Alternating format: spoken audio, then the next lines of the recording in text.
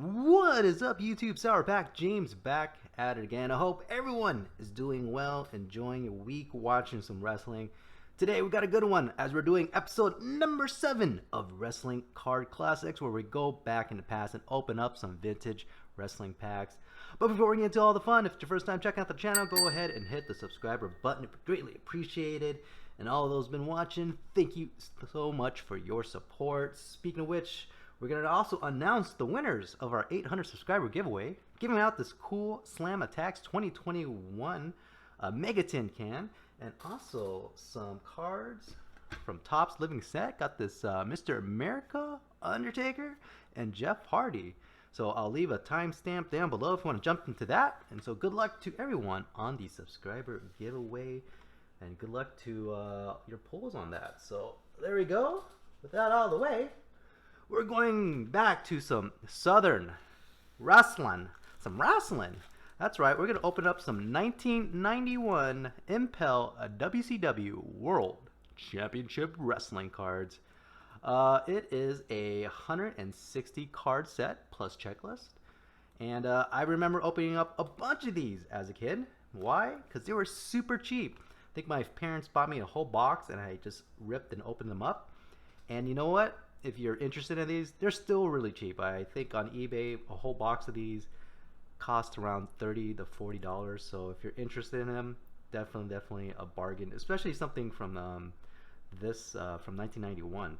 I mean, I know it's not WWF, but still a lot of cool stuff in this one. Even though it's 160 cards, the wrestler checklist is pretty limited because each wrestler almost has like 10 different cards. So for Ric Flair, who we're trying to get today, he has about I think 12 cards in this entire set. So very small roster. But yeah, let's see if we can get some Ric Flair, maybe some Sting. Check it out. The value on these are not too crazy. There's no autographs or anything like that. So I would say it's more for set collecting, or if you're interested in getting the cards and trying to get them autographed, say at a convention. I know a lot of wrestlers are doing a lot of virtual signings, so you can send in, your cards or whatever memorabilia. And right off the bat, we got some Sting. Let's check that out. And here's the back. I think very cool, clean design. So let's just create the different piles. We got the Sting, Terry Taylor. I got the Fabulous Freebirds here. Mr. Wall Street, IRS. Lex Luger. Let's create a Lex pile. Why not? Steiner Brothers. Here's another Sting. And then here we go. Our first Ric Flair. Got the Southern Boys. Sid Vicious. Another Ric Flair here. Doing a suplex. And another Southern Boys. So there you go. But yeah, as I was saying, in terms of value, nothing too crazy. You can get them signed. I think that's probably the best bet. I mean, most of these wrestlers are still with us. I'm pretty sure. Yeah, I think everyone's here. That's always the tricky part about doing that whole process in wrestling. But in terms of say getting it graded, I've seen some of the Ric Flair stuff being sold. I'll try to find a recent sale and just to kind of give you an idea. I like this Fabulous Freebirds. And yeah, look at Teddy Long. WCW got another Sting here.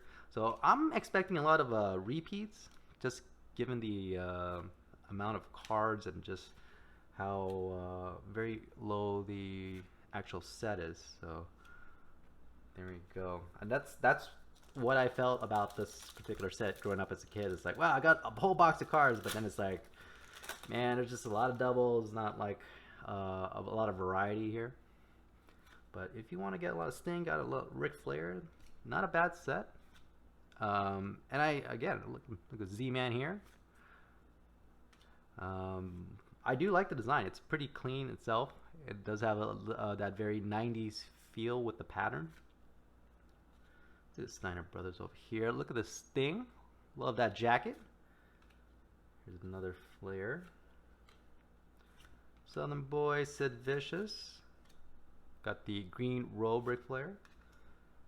Let's see.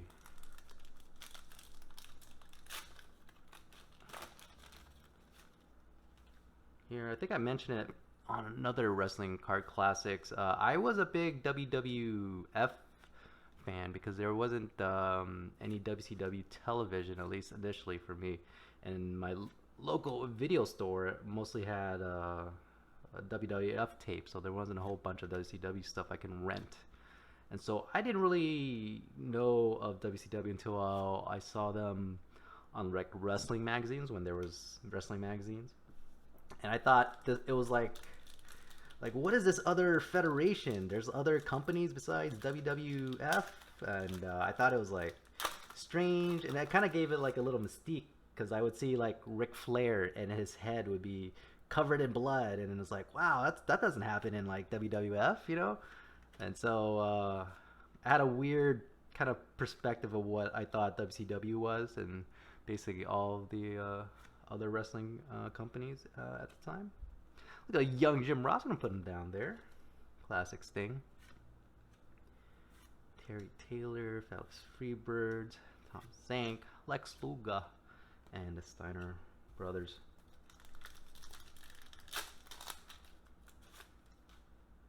There we go. In the suit. Flash into 4. It's a nice one. Put that aside there. Here we go. Every time I see the Sid Vicious card or any kind of Sid Justice, whatever you want to call him, I always think back to his injury where he's just flying off the top rope doing like I think a jumping kick, and then his like leg snaps in half. Oh, very brutal. So if you're into that stuff, you can look it up. If you're not, just be forewarned. Any kind of Sid Vicious injury video that you may come across. Definitely not. At least for me, it makes me very squeamish. Oh, look at this, Ricky Morton. And put him to a side there. There you go. It's Arn Anderson, Dutch Mantel, We the People, the Freebirds, the Giant, Teddy Long, and another Sting. Other wrestling news. I can't believe Bray Wyatt got released. That's pretty crazy. I mean, man, I knew he was kind of off TV for a while. I figured that's just the nature of his character. But I just didn't realize, I don't know, I heard different things, like they're cutting costs. Or maybe there's some creative differences, who knows. But be interesting. He definitely can go to a lot of places. The Dark Order in AEW seems like a very, very popular destination. Yeah, I don't know what's going on sometimes with WWE and their recent cuts, but we'll see. I mean, I heard also Adam Cole, his contract may be expiring soon, so he's a guy to look at. I mean, personally, I feel like, oh, look, see, there's a checklist here. But with Adam Cole, personally, I feel like he's not like a Vince type, so I can never imagine him actually getting a big push that I think he, can do and handle. But that's just my opinion on that one. But yeah, it's also, it's easy to say, oh, they should go to AEW. I mean, AEW has a lot of wrestlers. Like, their roster is, there's a lot of it. They have their own wrestlers. They picked up a bunch of free agents, and then they have the developing wrestlers. And so, there's only so much time. But maybe it helps that they're having a second show. I think it's debuting next week, really soon. I think it's a Friday show. And so, yeah, it should be interesting going forward. Got Sid Vicious, Flair.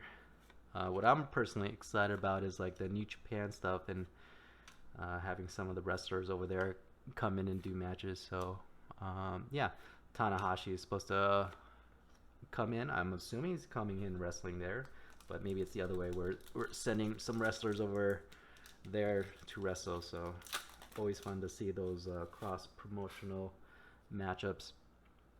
Lex Luger, Steiner Brothers, Sting, Flair. So we definitely are stacking up on our Flair and Sting pile here. Here we go. Here's another checklist. Arn Anderson. Let's put him over there. Flying Brian. And there we go. This is the last pack of WCW 91 Impel. I'll leave a link above below of the other WCW product we have opened. I actually prefer that one because I like the black border. I think it's 1991 marketing WCW trading cards. If I had to choose between the two, I preferred that one over this. But this is a solid choice. And you know what? For something that came out in 1991, it is very, very affordable. If you want to collect the whole set, I can't imagine it costs a whole lot to get a couple boxes and put them together. So there you go. That is 1991 WCW Impel. Let me know what you guys think of that. Did you guys watch WCW at all? Did you collect these as kids? I don't know. Let me know that in the comments. And so let's go over to the Google machine and find ourselves a winner for our giveaway for these handful of cards here, plus the Mega 10. So good luck for everyone, and we'll see you guys in a bit. All right, everyone, we are here on the Google machine. Let's see if we could find ourselves a winner for the Slam Attacks Mega 10. We've got 28 folks. All right, good luck to everyone. Here we go. Let's check it out. And it's going to be Jim Hayes. I feel like Roman will keep it until next WrestleMania. We'll keep bulldozing through challengers until The Rock steps up. I know this will be a match WWE's doing for years. It makes a lot of sense, and they're both related. It will be the one family member who doesn't give in and puts him in place. This should be a big money grabbing match. I agree, Jim, and congratulations, Jim. I know you've been watching for a long, long time, so way to go.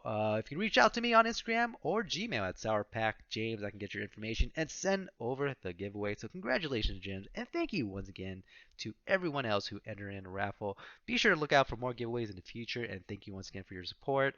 As always, just enjoy the rest of your week. Watch some wrestling. Should be a good time. Rip some packs. Pull that fire. It's been real.